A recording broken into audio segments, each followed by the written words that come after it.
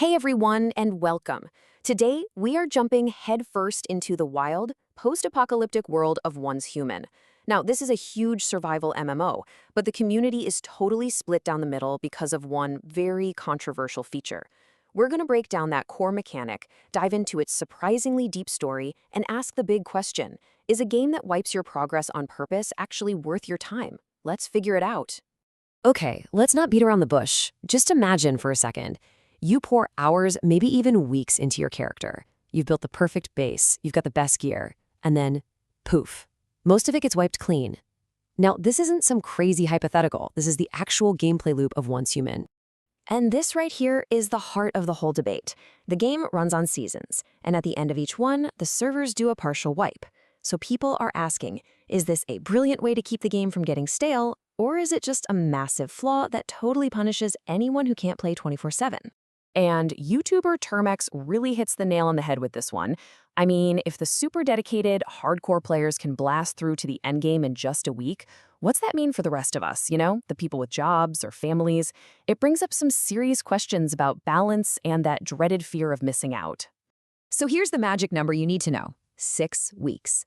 Every season in the game lasts about 6 weeks. When that timer runs out, the reset hits and the whole cycle kicks off again, usually with new stories, new things to do, and a fresh leaderboard to climb.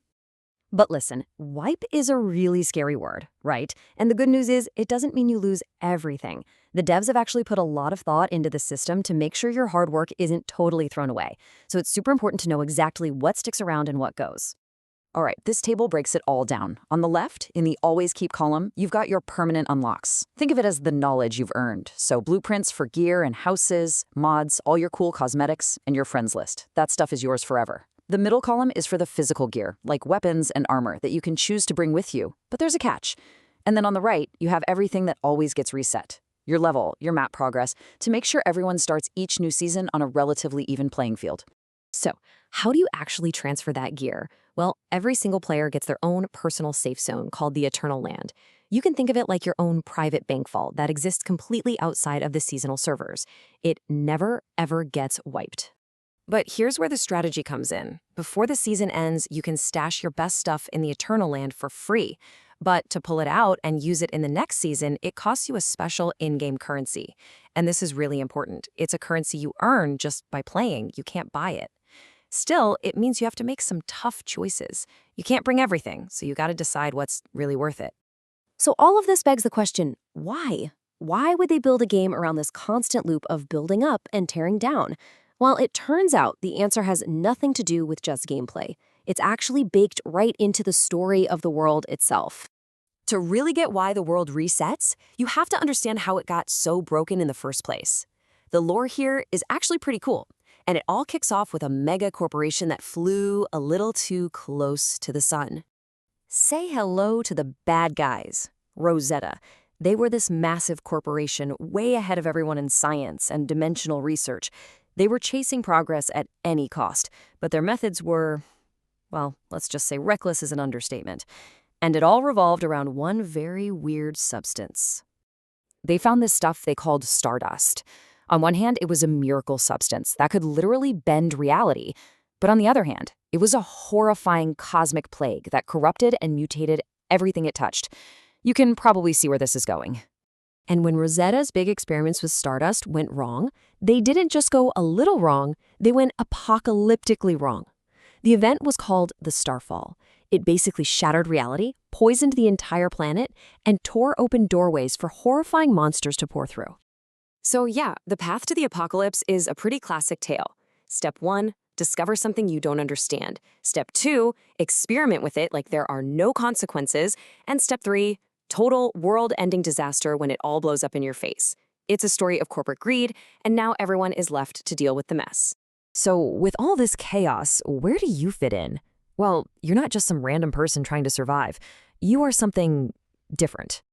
You wake up as a metahuman. And the irony is just dripping here, because you're actually a product of Rosetta's own research. You're someone who can not only survive being exposed to Stardust, but you can actually control its power. So you're basically a living, breathing symbol of their greatest failure, but also humanity's only real hope. So your story kicks off with a classic. You wake up in a lab with amnesia. You bust out pretty quick, and you're not alone. You've got this sarcastic, mystical, talking crow named V, who just kind of lives in your backpack now. And he's basically your guide to figuring out this bizarre new world.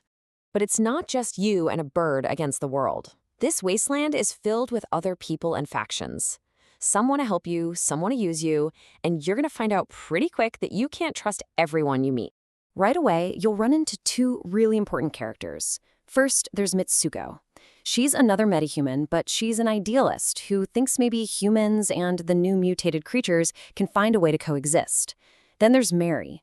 She's with a rebel group, and she becomes your mentor, teaching you the basics of how to fight, how to build, and how to stay alive. Mary is really your rock. She's the first real friend you make, she guides you, she trusts you, and she helps you take those first steps toward fighting back against the mess Rosetta made. But there's a huge twist coming, and it's an absolute gut punch because it turns out the one person you thought you could count on, it's all been a lie. That's right, Mary is a clone created by Rosetta. She has been playing you from the very beginning, using your unique powers to push the agenda of the exact same people who destroyed the world. It's a jaw-dropping betrayal that makes you question everything that's happened. And that brings us all the way back to the start. Suddenly, that 6-week reset makes a lot more sense, doesn't it? It's not just a game mechanic, it's a theme. The game wants you to stop thinking about permanent bases and loot and start thinking about mastering the cycle. So, in a world that is fundamentally broken and always resetting, where you can't even trust your closest friends, the game leaves you with a really powerful question. What is actually worth building and what is truly worth fighting to keep?